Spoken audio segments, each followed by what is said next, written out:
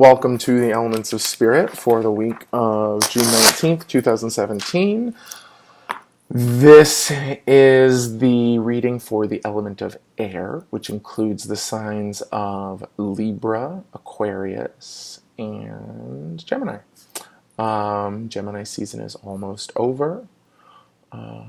As we see this morning, it ends on Wednesday. If you haven't listened to the Ether reading, go back and check that out now. We talk a little bit about the solstice, about the mind, about the intuition, and about what the planet of Mercury, how it may be trying to get some stuff across to you, how it may be trying to get some messages across to you, how your mind itself may be trying to get some messages across to you. Sorry, my alarm went off. I had to turn it off. So when you go and you check that out, come back here and listen to air. The affirmation for the ether was, I am aware of my mind and my thoughts. I pause to contemplate my impressions and expressions. And let's just see what the element of air has to say. Ooh, we love this. So now we get to see the solar plexus, solar plex chakra. And also, it's the stomach, estómago, and a little bit of like the top of the intestines, upper intestine, specifically like a valve. Okay, and then also there's a big wind coming through here. So it's a breeze. It's a breeze blowing through your solar plexus, blowing through your stomach, blowing through your upper intestines, and specifically the portion where the stomach goes into the intestine. First line of nutrition, kind of absorption. This is saying that in order for you to find that balance in your third eye, in your mind, the balance between looking out and coming in, the balance between thinking and seeking and searching and analyzing, and just receiving and knowing and understanding and absorbing and integrating, right? The way to cultivate that balance for you right now so that you can use your intuition to see the next steps, to go on and do whatever you're here to do, is to blow out. It's like blow out or vacuum out your solar plexus.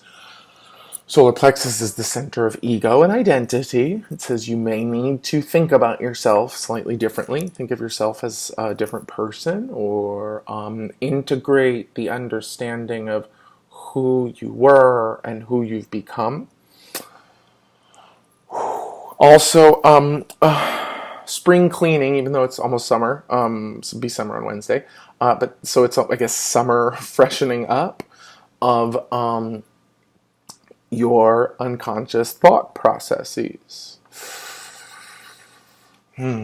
Question here, what do I get attached to support my vision of myself, third eye, but we could also say my concept of myself, my self-concept. So just ask yourself right now, as I'm asking you, what do I get attached to in order to support my vision, concept of myself? Is it identity stuff? I mean, it is identity stuff if it's solar plexus stuff. So is it, picture perfect picket fence family stuff? Is it I can't be alone, I need a partner stuff? Is it I gotta have the money in order to be this person, or I need to, vacation in Boca, or like spend my week on the vineyard, or, be bi-coastal. Those are attachments. For me, I'll just share with you, for me, part of like my bi-coastal lifestyle is something that I was attached to at a certain point, to the point where I realized I was more interested in like being bi-coastal in theory than I was in actually like living in both places. It was weird. It was when I first started traveling back and forth between New York and LA. I like had a self-concept of myself as like a bi-coastal person when really I was just like going to LA for work. And then once I let it go, everybody started being like, oh, you're bi-coastal. Anyway, I hope that's not TMI and just like maybe a little bit useful. But the idea is self-concept can be supported by something as silly as being bi-coastal, right? And the meaning that comes along with that. And so, or like I said, money, status, image, vision, all of that stuff. The idea here is that your solar plexus, you're getting power, you're getting energy from self-concepts, which may actually be outmoded, which might not be supporting you, or which might not be giving you space to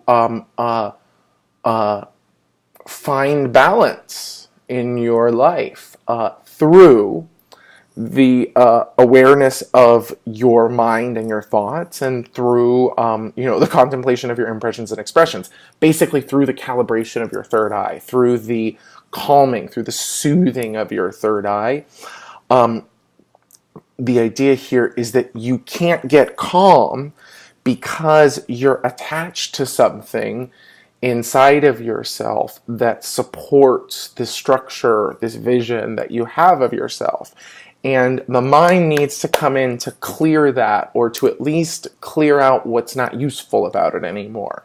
I am functionally bi-coastal these days. Like, it's an actual thing. So, but did I need it in order to support my identity? No, because I was a little full of shit when I needed it to support my identity. Once I actually let it go and was like, oh, that's funny, I've been kind of holding on to this idea of me like jet setting back and forth, then it actually started being recognized by people. And I was like, to be honest, I don't even know how this happened.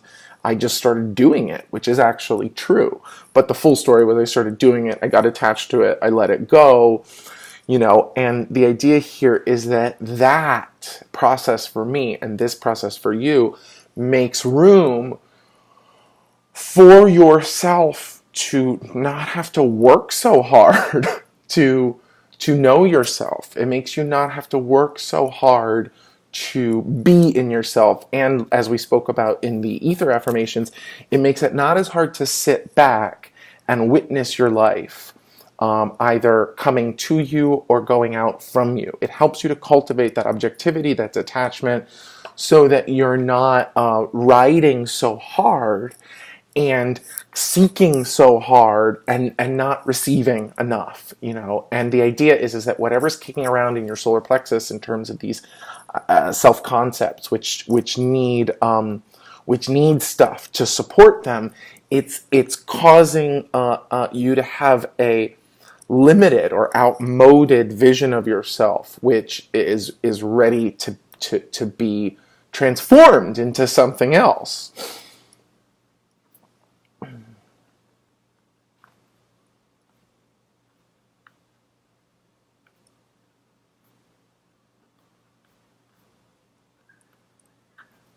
Love it. Outmoded. So I embrace a new sense of self and release all outmoded self-concepts. So, we don't need to think about ourselves, but we're humans, so we can. So how are you thinking about yourselves? The idea would be, why not just think about yourself as the ultimate infinite creator? That's fine, but that's sometimes kind of hard to bring into a board meeting. I think we can all get there, but it's not necessarily easy to remember that you're the infinite creator when you're doing something that you don't think you really like.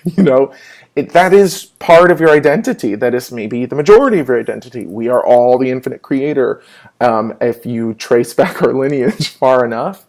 But the idea would be for you to embrace a new sense of self. We have to adopt these senses of self, these sort of shields, these, solar plexus shields. We have to adopt these solar plexus shields in order to engage the world. We assume a personality so that personality can interact with other personalities, so that we can learn about love, so that we can learn about exchange, so that we can learn about work and leadership and following and teams and, all of this stuff. So we take this identity on but it becomes a problem. It screws with our basic sense of objectivity, detachment, when we're not aware how attached we are to this self-concept. So the idea here is to gently and lovingly, I embrace a new sense of self and release all outmoded self-concepts. I welcome this new sense in, and whatever it is that doesn't work anymore, I just let it go. So use this during the week if something comes up that, requires you to be an old version of yourself that you don't want to be, or use it as a meditation to, like I said, calibrate yourself along with this ether reading. I am aware of my mind and my thoughts. I pause to contemplate my impressions and expressions. I embrace a new sense of self and release all outmoded self-concepts. So much love. See you next week.